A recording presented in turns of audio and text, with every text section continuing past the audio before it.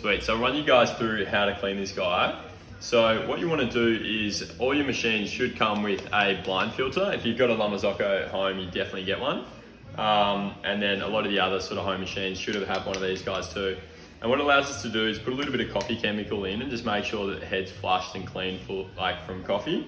The other thing we like to do is, this little steam nozzle can sometimes get coffee caked up in it.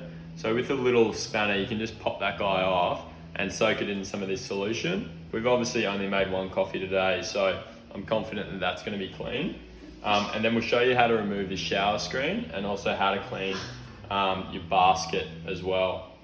So we're going to remove this guy, and I've already tapped my puck out. I'm just going to give the shower screen a little rinse. Now this basket just pops out of the handle, so you just get a tea towel or something and pop that out. And we've only made a couple of coffees, but you can see there's a little bit of residue in there. So I'm just going to clean these over at the sink. And one main thing is, don't put this through your dishwasher because it'll wreck your handle. So just go over to the sink and use a little bit of detergent and give this a good clean. Both these parts a good clean out. So you can just leave those over there. Next, what we're going to do is back flush the machine. So you grab your blind filter and you get a little bit of this coffee cleaner, and you only need the tiniest little bit, like just a knife tip's worth, like that much is heaps. So a quarter of a teaspoon, and you lock him in.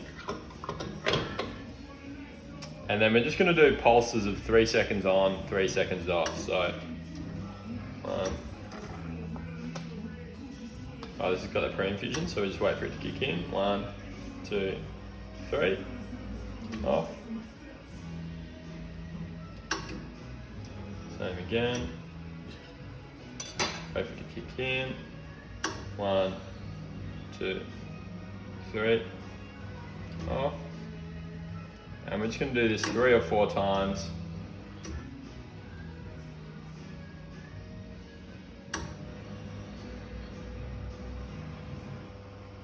Cool. And you guys can do this at the end of the day or after a session of making coffees in the morning when you know you're not going to use it again. But then what I like to do, you can see that a little bit of coffee has sort of gone into that liquid. So you just get your machine running, a little pre-infusion, and then it'll start running. And you can just get your head up in there and not fully lock it in, but just give it a little jiggle around, and that'll just clean in and around the head.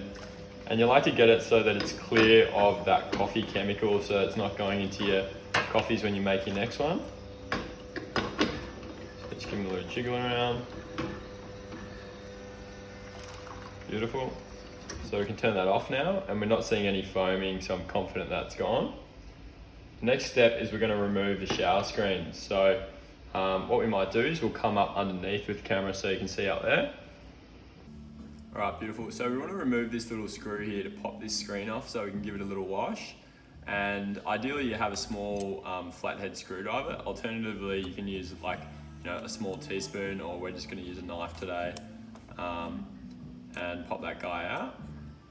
Just be careful because it is really hot.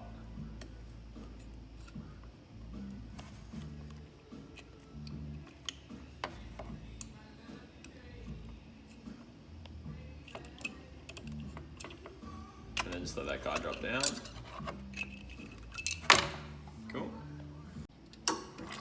Okay, so next you want to grab your brush, which is part of the Blackboard Essential Kit, and then you can just give it a really nice brush around here. Make sure there's no sort of coffee left over. Give that a really good clean. Obviously we haven't made much coffee today, so it's still really clean, but if you made quite a few coffees or you've had a little blowout under here, you'll see that there's a bit built up. And if you really need to, you can get some coffee cleaner up there. So just making sure you keep that nice and tidy, or your equipment will last a lot longer for sure. Okay, so next we can just give this a little clean out as well. So this is your shower screen, and this one's looking really clean, but after a day of making coffee, or if you haven't cleaned it for a month and this is the first time you're watching this video, you might find that this is really, really caked on. So you can give it a bit of a clean over at the tap, and then once all that coffee's sort of out of the screen there, which I'm confident this is, you can reattach it. So I just start off by going finger tight, and then you can again use your knife, spoon, or screwdriver ideally, just to give it a little like half turn tighter, just to make sure it's nice and secure. And again, watch your fingers because it is really hot. And I'm just going to tighten that guy up. Sweet. So that's nice and firm in there. And then next we can just put our handle back in. So we've given this guy a clean out, so that's ready to go. And then we're just going to set up for success for tomorrow. So I'll grab a little chucks cloth out. I'll place it back here, so this is a dry one.